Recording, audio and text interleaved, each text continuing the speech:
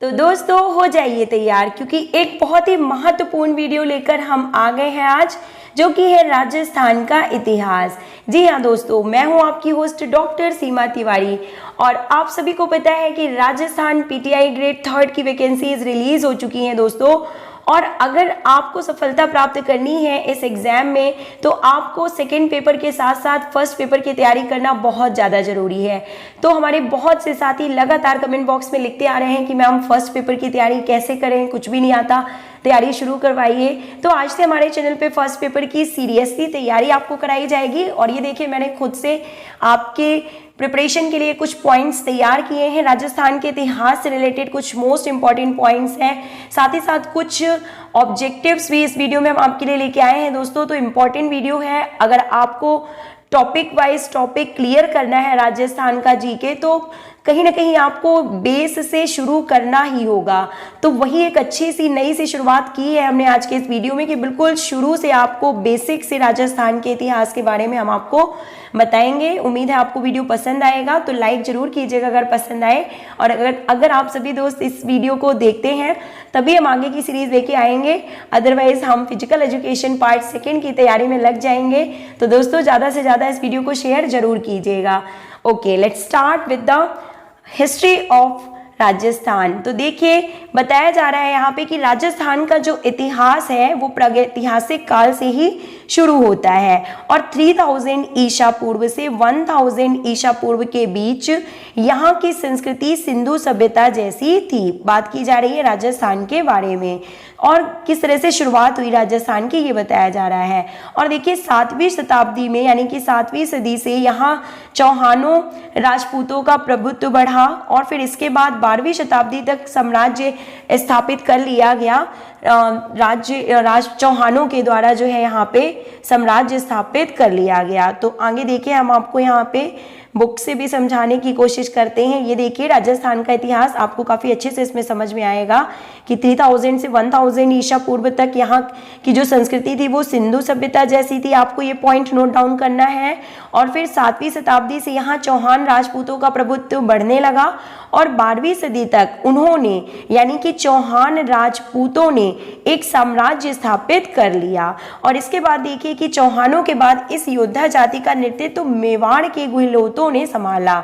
Okay, तो ये point आता है आपका 3rd नंबर पे। इसके बाद देखिए कि मेवाड़ के अलावा जो अन्य राजपूत राज्य ऐतिहासिक दृष्टि से प्रमुख रहे हैं वो कौन से हैं? मारवाड़, जयपुर, बूंदी, कोटा, भरतपुर और अलवर। और अन्य सभी राजपूत राज्य इन्हीं राज्यों से बने हैं। तो हम पूरा नहीं पढ़ेंगे, सिर्फ मोस्ट इंपॉर्टेंट पॉइंट्स ही हम इस वीडियो में कवर करते चलेंगे दोस्तों। तो देखिए, 1520 ईस्वी की बात कर लेते हैं कि 1520 ईस्वी में बाबर के नेतृत्व में जो है मुगलों के आक्रमण के समय राजपुताना दिल्ली के सुल्तानों के प्रभाव से मुक्त हो चला और मेवाड़ के राजा राणा संग्राम सिंह यानी कि राणा सांगा ने बाबर के दिल्ली पर अधिकार का विरोध किया। और 1527 ईस्वी में खानवा के युद्ध में राणा सांगा की पराजय हुई और मुगलों ने दिल्ली के सुल्तानों का राजपुताने पर नाम मात्र का बचा प्रभुत्व फिर से कायम कर लिया। तो इस तरह से देखिए, ये यहाँ पे जो है बताया गया है आपको। और इसके बाद हम बात करते हैं 18वीं सदी के लिए कि 18वीं सदी के अंतिम दशकों में भारत की अव्यवस्थित राजनीतिक दशा में उलझने तथा मराठों व पिंडारियों की लूटमार से त्रस्त होने के कारण राजपुताने के शासकों का मनोबल गिर गया और उनकी देशभक्ति, वीरता तथा आत्म बलिदान की भावनाएं कुंठित हो गईं। अब इसके बाद हम डायरेक्ट पहुंचते हैं 1857 के विद्रोह के बाद। क्या हुआ देखिए यहाँ पे कि 1857 के विद्रोह के बाद लोग स्वतंत्रता आंदोलन में भाग लेने के लिए महात्मा गांधी के नेतृत्व में इकट्ठे हुए और 1935 में भारत सरकार अधिनियम के अनुसार, यहाँ पे आपको बता दें, अंग्रेजी शासन वाले भारत में प्रांतीय स्वायत्तता लागू होने के बाद राजस्थान में नागरिक स्वतंत्रता तथा राजनीतिक अधिकारों के लिए आंदोलन तेज हो गया।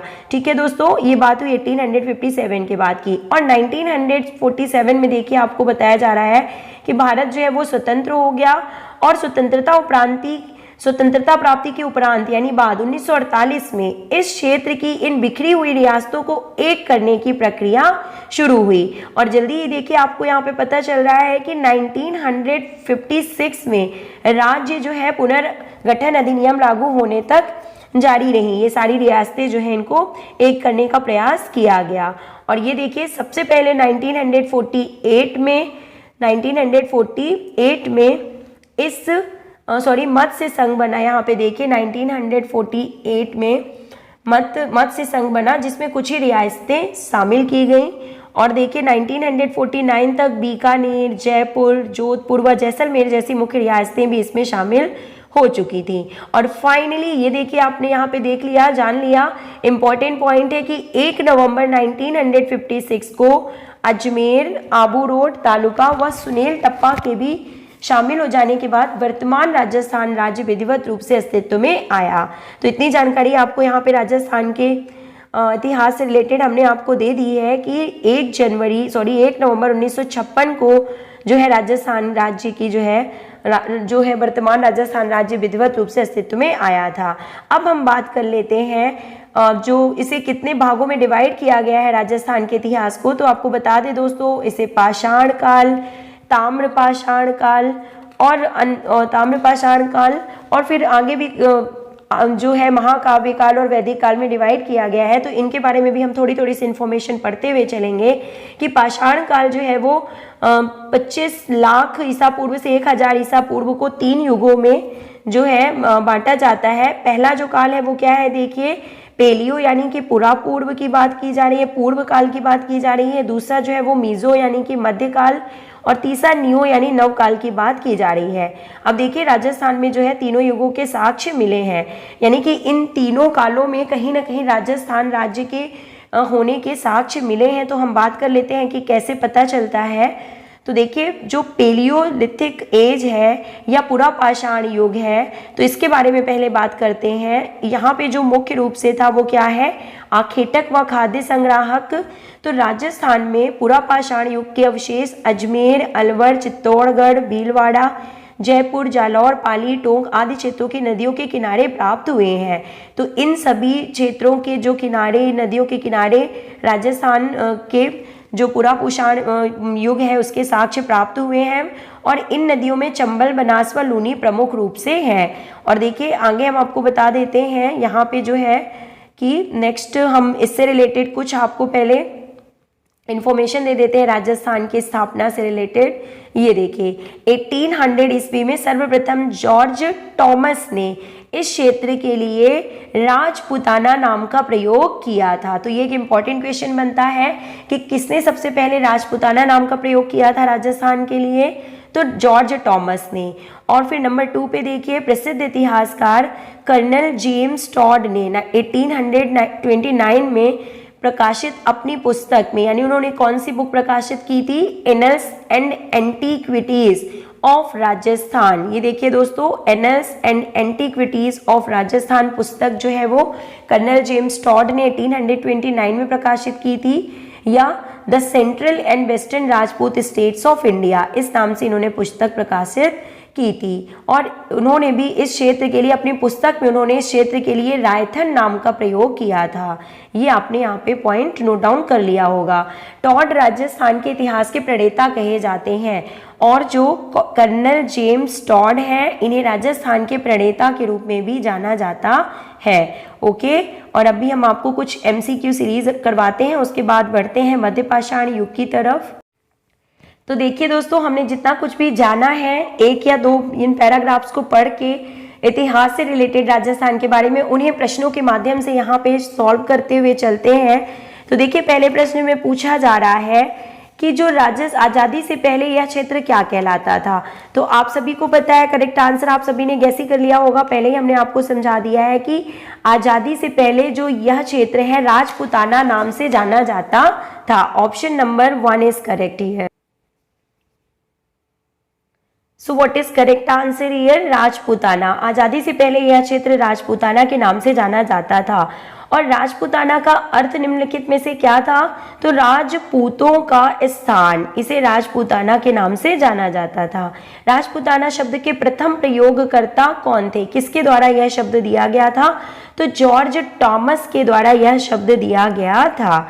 राजस्थान के इतिहास के प्रणेता के रूप में किसे जाना जाता है, तो कर्नल टॉड। आपको पता है option number 1 is correct here. Colonel Tod को राजस्थान के इतिहास के प्रणेता के रूप में भी जाना जाता है। नेक्स्ट क्वेश्चन देखिए, इंपॉर्टेंट क्वेश्चन है कि annuls and antiquities of Rajasthan 1829 पुस्तक के लेखक निम्न में से कौन है?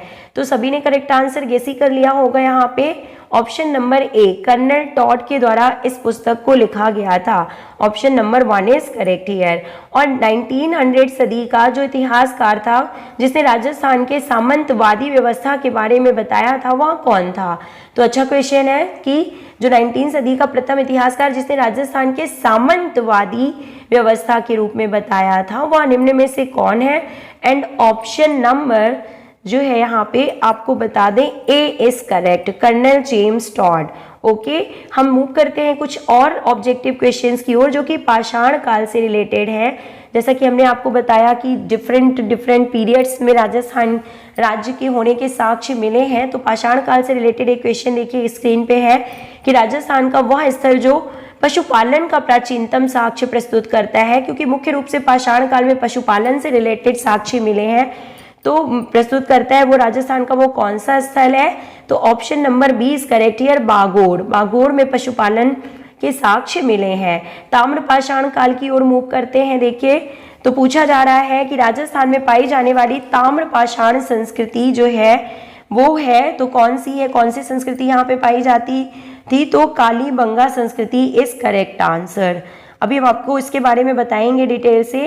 कालीबंगा संस्कृति का विकास हुआ था तो किस तरह से हुआ था? सरस्वती दृश्यवती के तट पर हुआ था। कालीबंगा संस्कृति का विकास जो है वो सरस्वती दृश्यवती के तट पर हुआ था। आहड़ संस्कृति का विकास निम्न में से किस घाटी में हुआ था? और option number 20 correct here, Banas नदी की घाटी में आहड़ संस्कृति का विकास हुआ था। कालीबंगा स्थल की खोज सर्वप्रथम किसने की थी? Option number C is correct here, Amalananda Ghosh ने।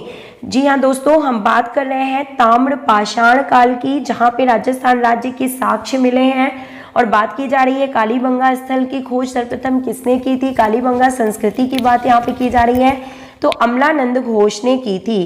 कालीबंगा स्थल का उत्खनन किसके निर्देश में हुआ था? Okay, and the correct answer is option number C, A और बी दोनों, यानी कि बृजवासी लाल व बालकृष्ण थापर दोनों के निर्देशन में कालीबंगा स्थल का उत्खनन किया गया था। आहड़ को अन्य किस नाम से भी जाना जाता है? तो आहड़ को ताम्रवती या ताम्बवती, धूलकोट और आघाटपुर, इन सभी नामों से जाना जाता है। Option number 4 is correct here.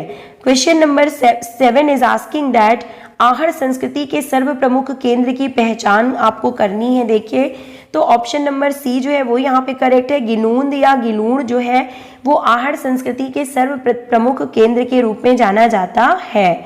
Next, Rajasthan में मिलने वाले प्राक हड़प्पाई यानी कि प्री हड़प्पन स्थल कौन से हैं? हड़प्पा संस्कृति की बात भी यहाँ पे की जा रही है। तो देखिए, राजस्थान में मिलने वाले प्राक हड़प्पाई या प्री हड़प्पन स्थल कौन से हैं? तो option number C is correct here, that A और बी दोनों, यानी कि सोथी और कालीबंगा फर्स्ट, ये दोनों ही हैं। नेक्स्ट क्वेश्चन, राजस्थान का वह स्थल जो हड़प्पा को तांबे की वस्तुओं की आपूर्ति करता था, वह कौन सा स्थल था? तो ऑप्शन नंबर ए यहाँ पे करेक्ट है, गणेश्वर की बात यहाँ पे की जा रही है।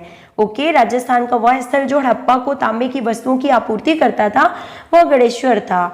नेक्स्ट, राजस्थान के किस स्थल को कुंड, हल रेखा यानी कि जुते हुए खेत के अवशेष मिले हैं? किस स्थल में जो है हल रेखा यानी कि खेतों के अवशेष मिले हैं हल से जिससे जोता जाता था? तो option number A is correct here, Kalibangan में। राजस्थान का वह स्थल जहां से प्राक हड़प्पा यानी कि प्री हड़प्पा कालीन एवं हड़प्पा कालीन के पुरातत्विक अवशेष मिले हैं, वो कौन सा स्थल है? तो option number A is correct here, Kalibangan में ही मिले हैं। तो उम्मीद है दोस्तों कि आपको ये वीडियो पसंद आया होगा। बहुत ही बेसिक और इम्पॉर्टेंट इन्फॉर्मेशन हमने आपको इस वीडियो में दी है।